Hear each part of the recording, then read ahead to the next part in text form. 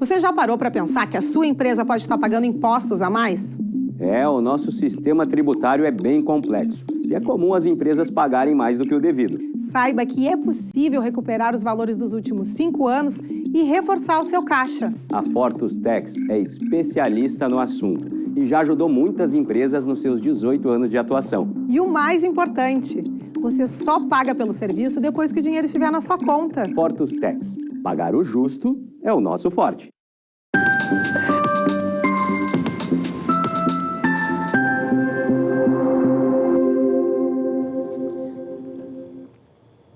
Olá, eu sou Amanda de Oliveira e junto com Evanira Aguiar estamos começando agora o programa Papo Certo.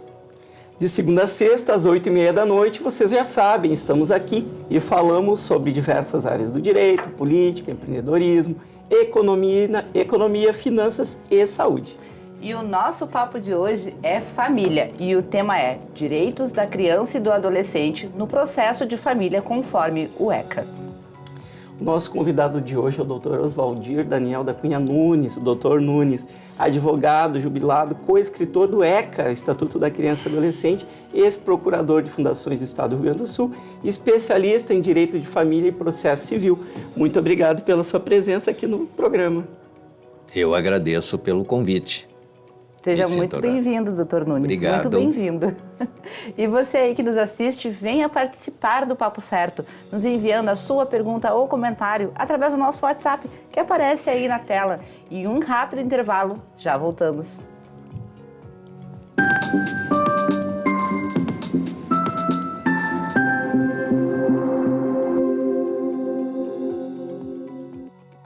Tá difícil encontrar o profissional certo para a sua empresa? Precisa de alguém detalhista para aquela vaga no financeiro? Quem sabe um criativo para o marketing? Ou ainda, alguém focado em resultados? A Fortus RH utiliza técnicas de seleção e processos estruturados, realizando entrevistas, aplicando provas e testes específicos. Tudo isso para buscar a pessoa certa para a vaga certa. Fortus RH. Conectar pessoas é o nosso forte.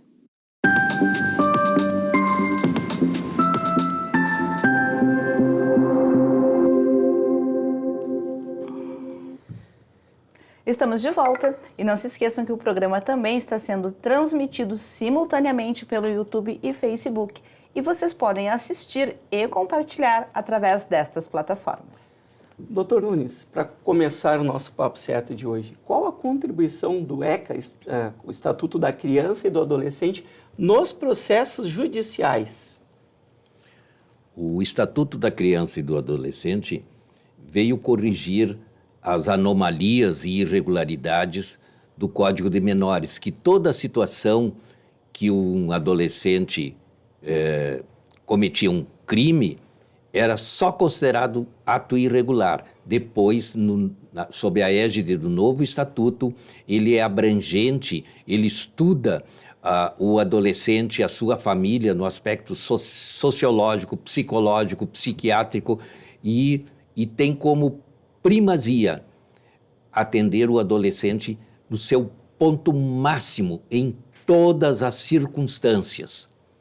Ele é abrangente. E nos processos judiciais... processos judiciais, a equipe técnica ingressa para dar subsídios para o Ministério Público, para o juiz, futuro prolator da sentença, para ter uma abrangência do que ele cometeu e do seio da sua família onde ele está inserido. Doutor Nunes, quando conversamos, o senhor me comentou que foi através do ECA, então, que as crianças puderam passar a prestar os seus depoimentos sem constrangimentos. Fale sobre isso para a gente. É uma pergunta muito importante. Anteriormente, as crianças eram conduzidas para a sala de audiência para prestar depoimento. Isso causava muito constrangimento, porque a criança fica num lugar estranho sem saber o que vai acontecer. Aí, no Rio Grande do Sul, as duas pessoas pioneiras na introdução do chamado depoimento sem dano, o Dr. Breno Boitel Júnior, Dr. Antônio César Daltoé, fizeram um trabalho colocando uma sala especial para as crianças prestarem depoimento, com brinquedos, uma assistente social, que nós, o advogado, o juiz, promotor, na sala de audiência, faz a pergunta e transforma essa pergunta acessível à linguagem da criança e ela vai responder de acordo, sem nenhum constrangimento, quebrando as regras anteriores que existiam. Que maravilha. É, excelente. Excelente. E quem é o órgão fiscalizador nos processos em que envolvem crianças e adolescentes? Ou quais, né? Todo processo de adolescente, aliás, não só de criança e adolescente, mas o processo de família que estiver incluso uma criança e um adolescente, não só na vara da infância, mas nas varas de família também, como disse, é obrigatória a intervenção do Ministério Público, o fiscal da lei, que vai verificar se está sendo tudo cumprido à risca de acordo com o Estatuto da Criança. Ministério Público, então. Ministério Público. Presente nas audiências? Sim, obrigatoriamente. Sim. Falando agora sobre casos de separação, a guarda compartilhada, ela é uma regra? Não, não é uma regra. Ela está estabelecida da guarda compartilhada para quando as duas partes, o casal, pai e mãe, têm as mesmas condições para cuidar da criança. Se não tiver essas condições, a guarda compartilhada vai ser quebrada, vai ser unilateral para um ou para outro. Quem é que define? Quem define, normalmente, o juiz é a parte final, Sim. Mas é a equipe técnica que vai examinar, vai na casa onde a criança está, para examinar desde o seu quarto, o seu material, a sua vestimenta, o tratamento que ela tem, tudo no conjunto todo é examinado. E nessa equipe vão o quê? Psicólogos? Vai psicólogos, assistente social, e daí fazem um laudo comunicando para o juiz sobre o que encontrou lá. Muito bem, bem importante isso. Realmente, Evanildo. Vamos mudar um pouquinho, mas mantendo ainda no direito de família, né? Esse limite, né, de pensão aí que se fala de 30%. No caso do alimentante, né, quem alcança esse recurso ali, ter mais filhos de outros relacionamentos, esse percentual ele diminui obrigatoriamente? Não. O que está em jogo nesse momento é a responsabilidade paterna. Não pode sacrificar um porque tem mais um filho novo. A responsabilidade é abrangente para todos e não segrega e não separa nem favorecendo um nem outro. Ele precisa cumprir a obrigação de pai. Porque esse valor alcançado a título de pensão alimentícia, ela é definida, né, o valor é definido com base na necessidade do filho e dentro das condições do pai. Então não é só uma regra, 30%, agora tem 2 filhos, vai 15% para cada um. Não é bem assim. Pode até ser, não é, doutor? Os leigos, as pessoas comentam aí fora, Sim. E aproveito para dizer, não é? Os 30% não é regra nenhum percentual. É de acordo com a necessidade e a possibilidade. E precisa ser harmonizada, as duas coisas, para poder ter a decisão definitiva. Não adianta eu inventar necessidades e a outra parte não tem possibilidade econômica de arcar com esses pagamentos. Necessidade e possibilidade. Tá? Isso.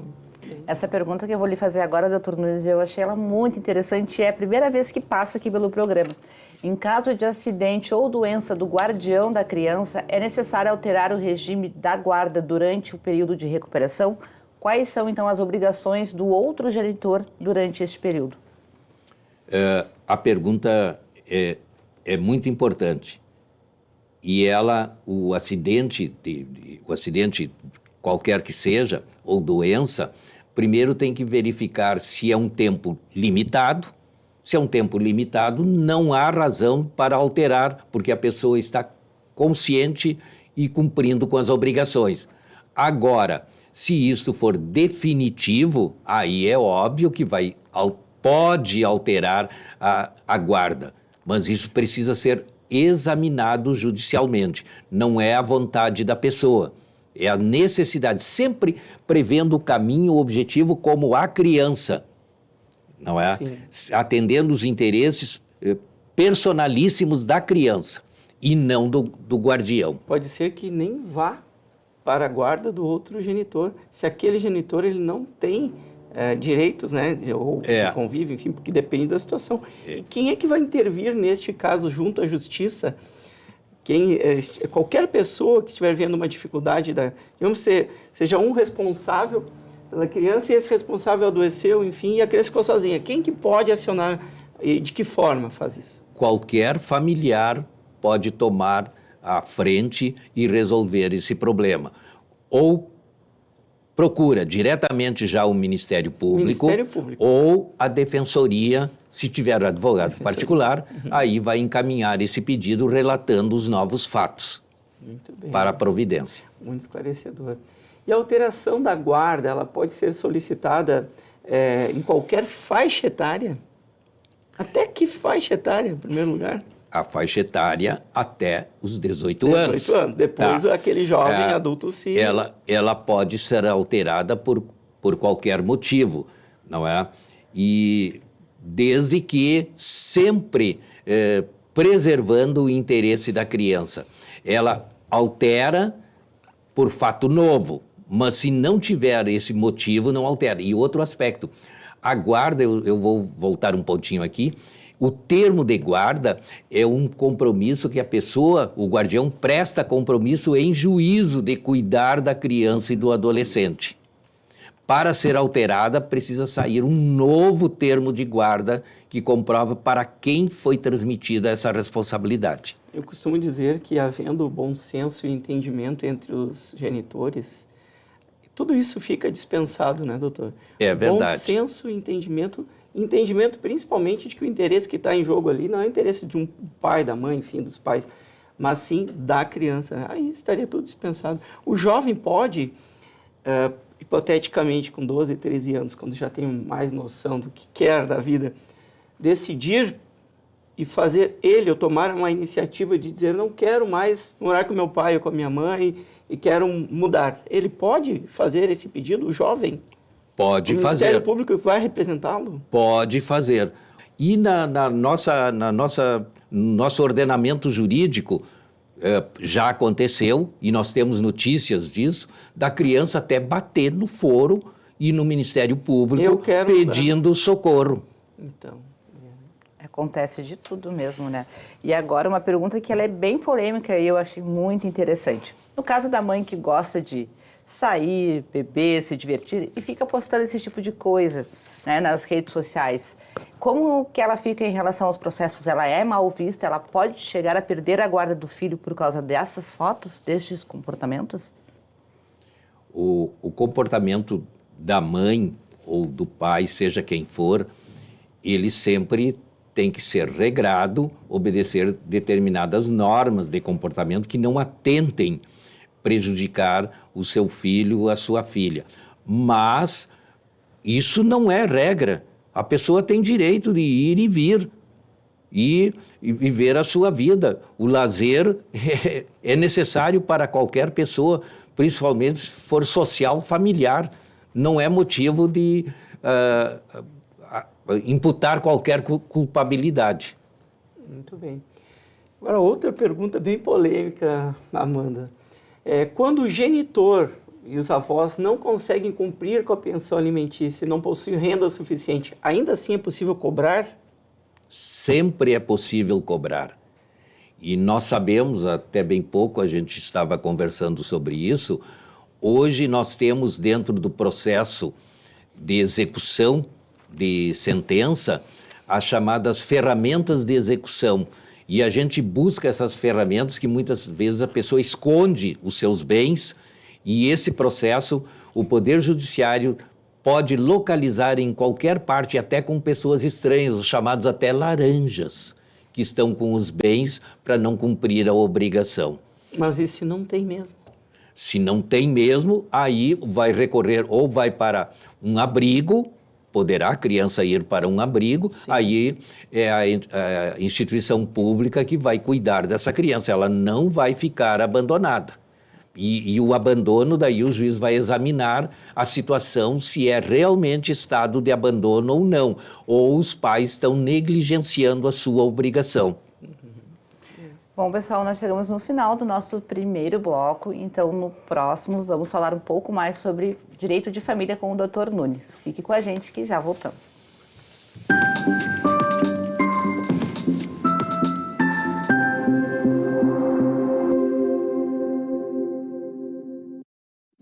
Em tempos de juros altos, margens reduzidas e incertezas, rever estratégias é fundamental para manter o seu negócio competitivo. Esse cenário exige planejamento e organização financeira. Nessas horas, qualquer ajuda é bem-vinda, mas a ajuda de um especialista é necessária. A Fortus Consulting conhece na prática e tem as soluções adequadas para cada situação. Fortus Consulting. Melhorar os seus resultados é o nosso forte.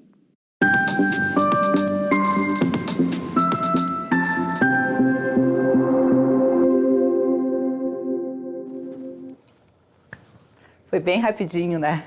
E eu quero aproveitar para te convidar para nos seguir nas redes sociais e te lembrar que o programa também é transmitido nos principais canais digitais e também pela Rede Litoral de televisão, através do canal 6 da NET Litoral. Então, doutor Nunes, continuando com o nosso papo certo, o que é o abandono afetivo? E a criança pode receber alguma indenização por isso? Por abandono afetivo? Pergunta muito importante. Ela não é muito divulgada, esta situação. E realmente essa pergunta nunca tinha passado por aqui. E não é de conhecimento do público. Para nós, advogados, é uma situação que a gente tem presente, mas o público não tem. Ela é possível, sim. Comprovando essa situação, cabe indenização. Essa indenização, ela pode ser danos morais ou patrimoniais, ou os dois conjuntamente. E os juízes, quando comprovado, o Poder Judiciário, quando comprovado essa situação, são muito firmes e dão uma decisão bem forte para punir e assumir as responsabilidades. E por que isso ocorre? Porque, enfim, o pai ou a mãe que tem que alcançar ali a pensão para o outro administrar, ele acha que fazendo esse pagamento da pensão alimentícia, ele estaria dispensado dessa outra obrigação tão importante quanto que é a obrigação socioafetiva, da convivência, né, do convívio?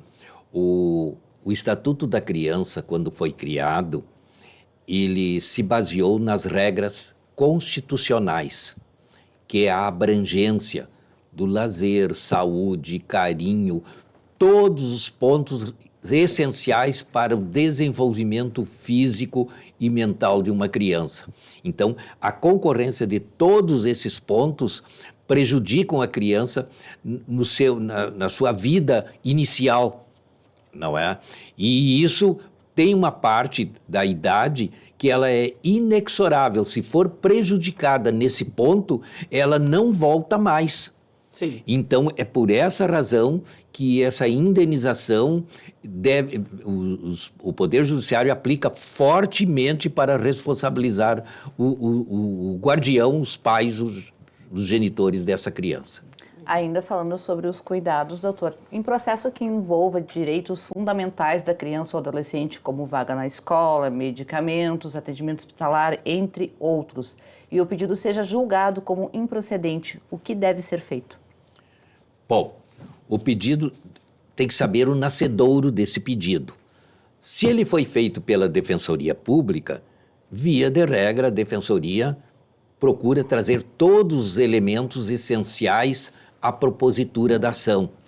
Nós chamamos isso fato constitutivo do direito, porque esses elementos são essenciais para o Poder Judiciário julgar.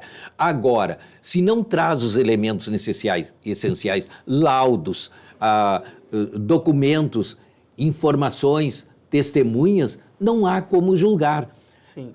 Ele pode recorrer e mudar essa situação. Também, se não foi atacado nesse primeiro processo e foi improcedente por falta de elementos, ele pode ingressar com um novo pedido judicial, trazendo mais elementos que confortem a situação. nesse aspecto de matrícula de escola, de medicamentos, não é? Eu tive situações que o próprio hospital negou isso aí. Uma determinada oportunidade, um final de semana, um grande hospital de Porto Alegre me ligou porque eu pedi a prisão dos diretores do hospital. E daí eu disse, o senhor não atendeu o compromisso, não deu justificativa, agora está nas mãos do Poder Judiciário. Agora, não é mais para mim que o senhor tem que me dar essas informações, mas para o juízo que o senhor negou-se, omitiu de dar as informações. Então pode ser reciprocamente, isto é, do pedido e da forma que foi dada a decisão. E a gente pode dizer, doutor, que um processo que envolva aí guarda de filhos, enfim, pagamento de pensão, não se encerra até a maioridade daquele jovem? Não se encerra. É um processo que está sempre ativo. E a qualquer momento ele pode ser modificado.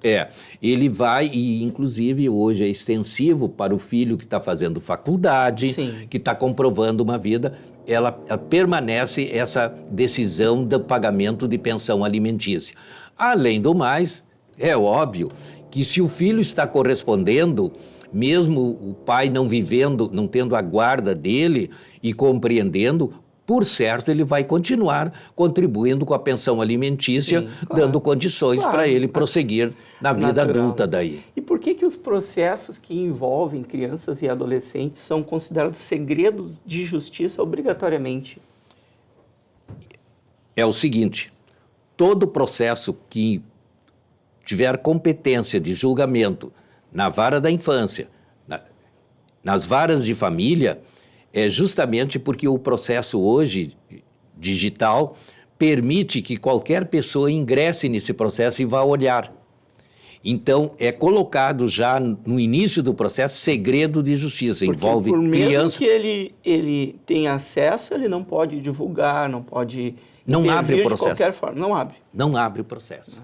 Então, não permite ingressar, porque sempre tem pessoas, até por bisbilhotar, estou usando uma palavra bem lei, para examinar situações e outras vezes com outras finalidades que não de corresponder àquele processo. Então, não pode. E isso é muito severo. E se descobrir que uma pessoa está ingressando, ela está sujeita a penalidades. Doutor Nunes, nós recebemos perguntas da nossa audiência. Que bom. Viram que o senhor vinha e querem saber. Então, vamos às perguntinhas então. Criança ou adolescente, para viajar para o exterior, é necessária a concordância dos dois genitores ou é possível fazer essa viagem sem que uma das partes concordem?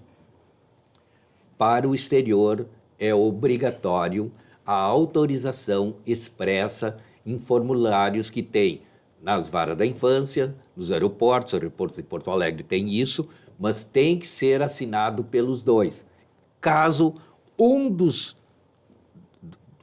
o pai ou a mãe neguem essa autorização, a pessoa pode recorrer ao judiciário para justificar os motivos da viagem e daí o juiz examina, pode conceder ou não, mas ele não viaja sozinho, não viaja desacompanhado de do casal. Há um prazo que o senhor sugere que seja feita essa tentativa, essa documentação? Eu penso, por conversas com outras pessoas, que quando a pessoa já vai fazer a viagem, não tire a passagem já antecipadamente, que pode acontecer um imprevisto de ser negado, não é? E daí? Então é melhor fazer antes, tomar todas as providências legais, ter autorização de viagem na mão e daí adquira a passagem tranquilamente. Perfeito. E em caso de falecimento de um dos responsáveis, pai e mãe biológicos, o padrasto ou madrasta podem, que têm interesse em continuar com o vínculo familiar, quais os procedimentos que eles devem tomar? É uma situação muito interessante e daí a criança é promovida ou que tem a guarda dessa pessoa ou pode ser até um enteado. E dado ao vínculo familiar que ele criou, construiu na família, ele pode passar a ser um filho socioafetivo. Sim. Ele daí vai ter igualdade com outros filhos, se tiver, e também, esse é um aspecto muito importante, ele vai ter direito à sucessão de bens que, por acaso, a família tiver. Mais ainda, esse ato é irrevogável, assim como a adoção. Esse filho não existe, né? Não existe. Já acontece de pessoas chegarem nas varas da infância e virem trazer de volta, não quero mais. Não pode, é irrevogável.